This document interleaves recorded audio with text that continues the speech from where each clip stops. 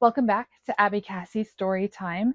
Like I said last week, cut the story time that we did in half. Well, it wasn't in half, honestly. My story was much longer than Abby's, but I cut it for time purposes. And yes, I am still wearing the clothes that you see in the video that was done last week because this is still last week.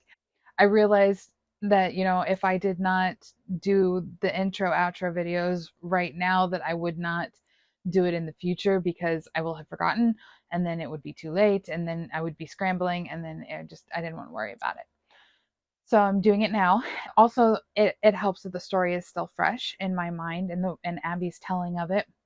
And because there are some things, like I said last week, that Abby did as she was telling her story that's really good storytelling technique in general and will really help her as a storyteller develop in the future if she plans to do a lot more oral storytelling. So I will talk about those after the story because I don't want to spoil anything and I hope you enjoy it. Like I said, this is, as far as I know, Abby's very first story that she has ever told herself in full as a story, as opposed to summarizing a movie or a TV show that she has seen in the past. So I hope that you enjoy it. Can I tell you a story? Is it a short story? Yeah. Okay, you can tell me a You short said story. you would tell me a short I did say I was story. going to tell you a short story and then it got really long, didn't it? Yes. All right, well, tell me your short story. Once upon a time. What do you want it to be like? Just Tell me a story about a mommy and a baby. do you want it to be like anything spooky or Christmas or Halloween? And what holiday do you want it to be? Tell me a Christmas story about a mom and a baby. We're gonna do a big sister and a dad. We're gonna do a whole family, okay? Okay. Once upon a time, there was a family with Noelle and Zoe and Abby. And I'm changing it a little bit because Noelle's the little sister of Zoe. Okay, that's fine. And they had Leo. And Leo was the little brother of Noelle. And then, Is Leo the little brother of Zoe and Abby too? yeah. And it just goes in a little line. No, it's not Leo next, it's Maddox next. I'm doing just everybody that I know in a bigger, smaller, smaller, smaller, smaller, smaller. Gotcha. So we have Abby and then Zoe and then Noelle and then Maddox and then Leo, right? Yeah, and then Evie, and then I can't remember.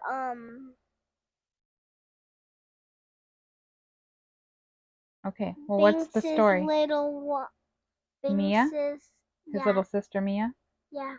All right, well, tell me the story about all these kids. And all those kids come with what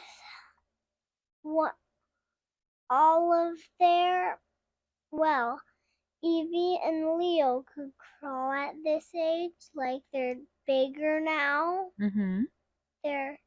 They can just barely walk holding on to trees. Mm-hmm.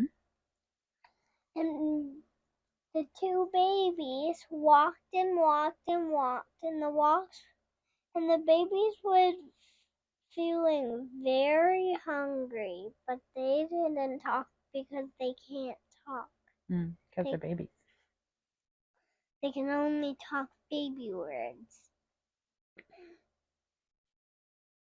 And they were so hungry. And there's no. Are you cold? Yeah, I'm a little cold. Well, you were And telling me a story about the babies and how they're so hungry. yeah, I know. And the babies imagined if they if if the trees were dripping off baby milk all the time. Yeah? And Did the trees start dripping off baby milk? no, but then the baby saw some some some things dripping off of the trees. It looks like baby milk, but it's actually tree sap, Oh. white tree sap. Could they drink it? And the baby said, and their baby talked, let's collect this baby milk. And then they ran over to the trees, and then they noticed when they reached out their hands into a cup, it was sticky. And baby sap isn't sticky. Baby milk isn't sticky, and so they tried to wash their hands. It was just itchy right now. I'm not actually picking my nose. It was just itchy. I get that.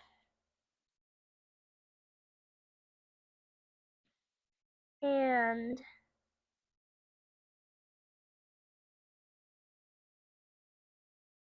Were they able to wash their hands? well, they couldn't because it didn't rain. Oh, Because they were post. Because Dad said it's a night that didn't rain, and babies don't understand the grown voices. yeah? It kind of makes sense. Does it? Yeah, because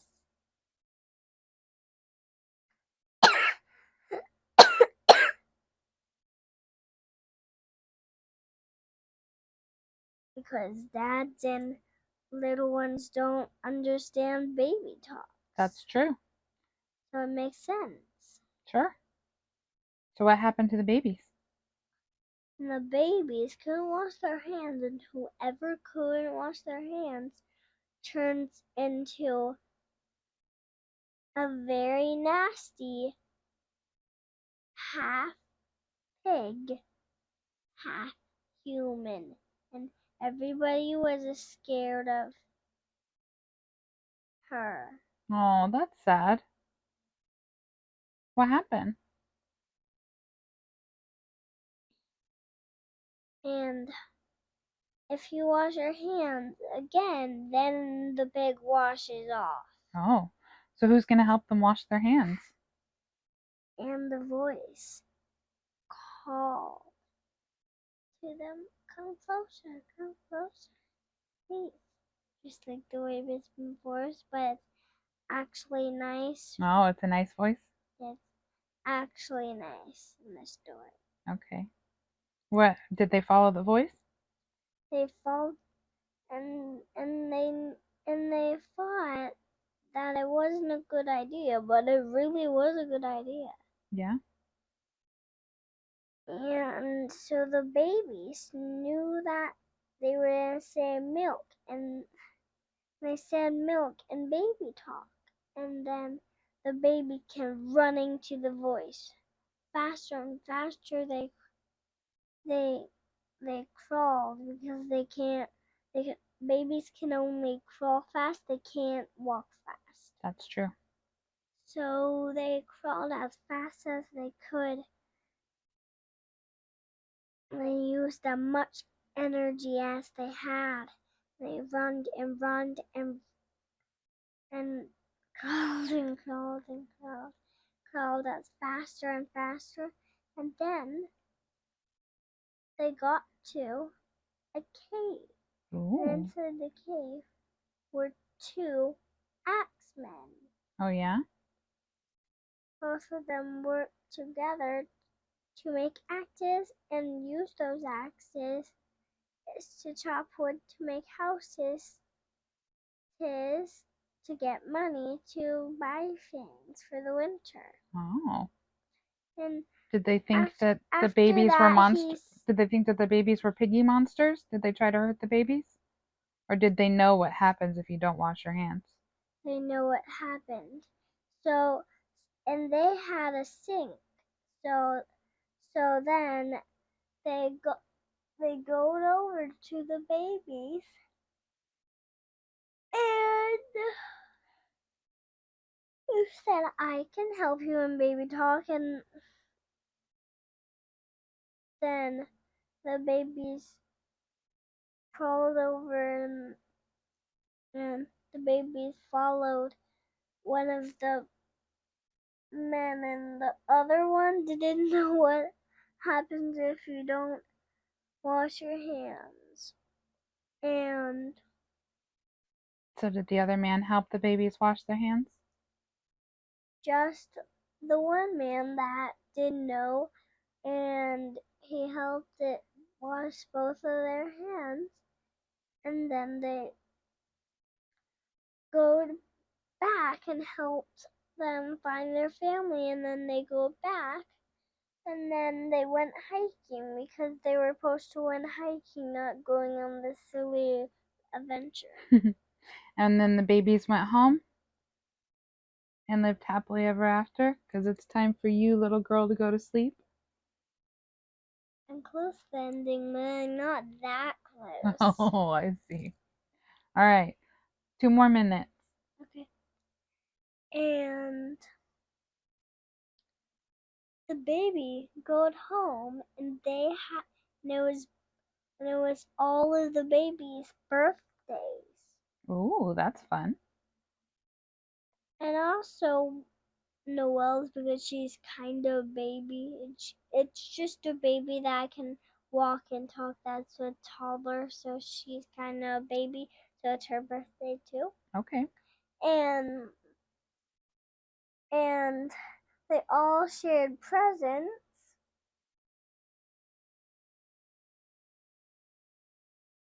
And it was a holiday. It was Christmas, and they all and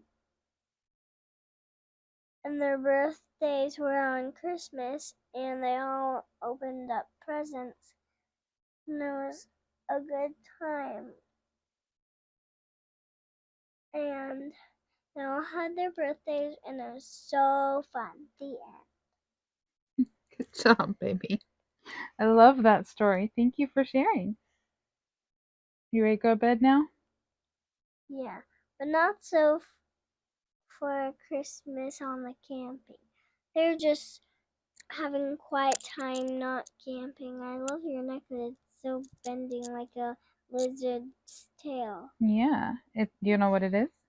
What? It's a feather. Ah, Do you know why I have a feather?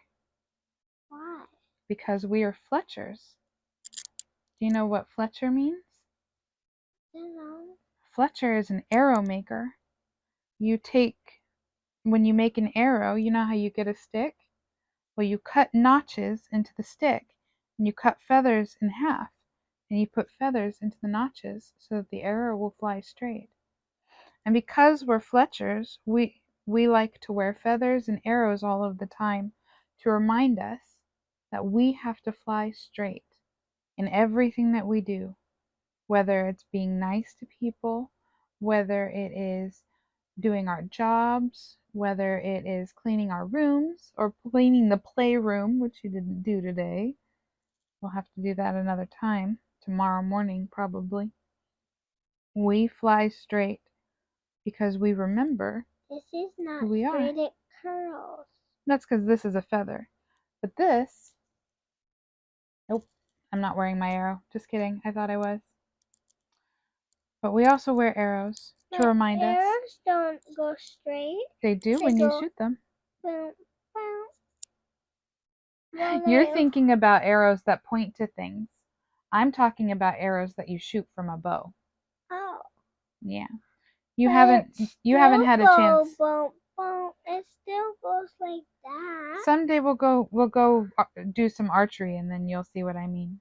Yeah, I want to go fishing and go hunting. No, Uncle Zachary does that. I'm sure he'd be happy to take you with him. But for now, it's time for sleep. Okay? Okay. I really hope that you enjoyed Abby's story. I did. I thought it was very sweet.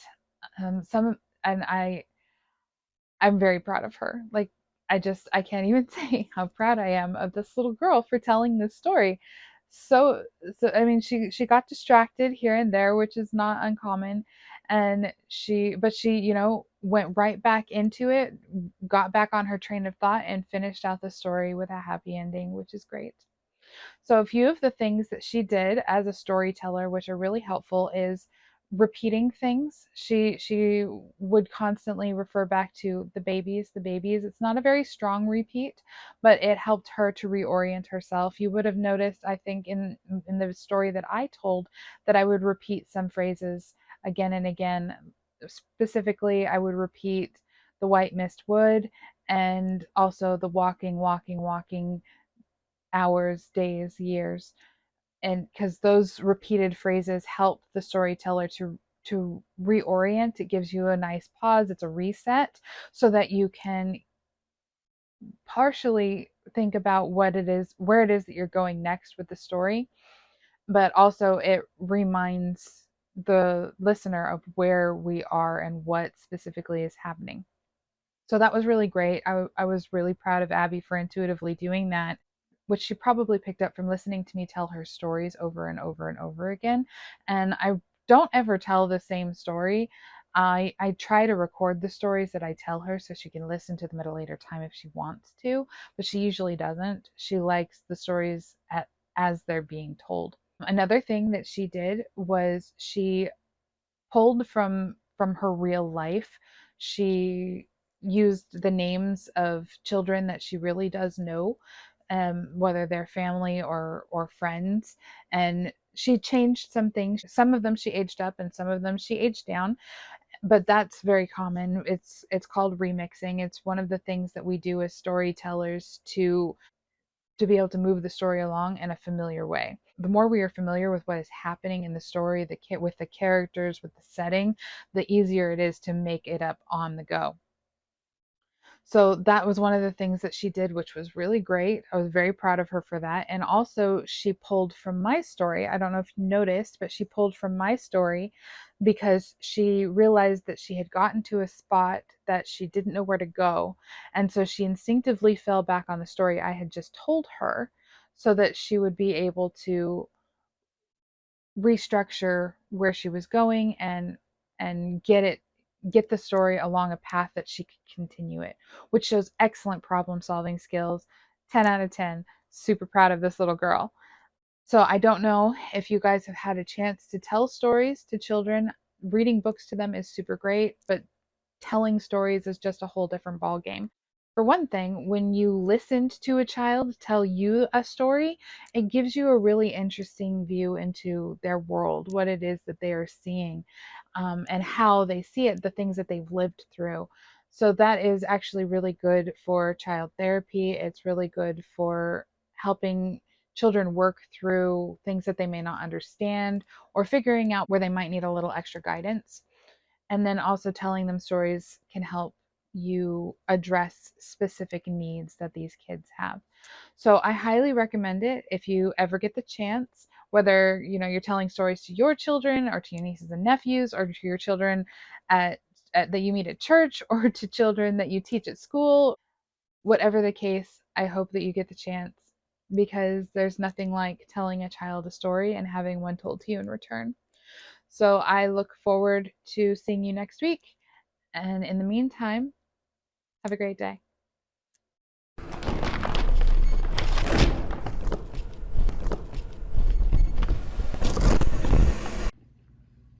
Hey guys, thanks for watching that video. If you enjoyed it, make sure you like, subscribe, and do all those things that you do when you enjoy a video.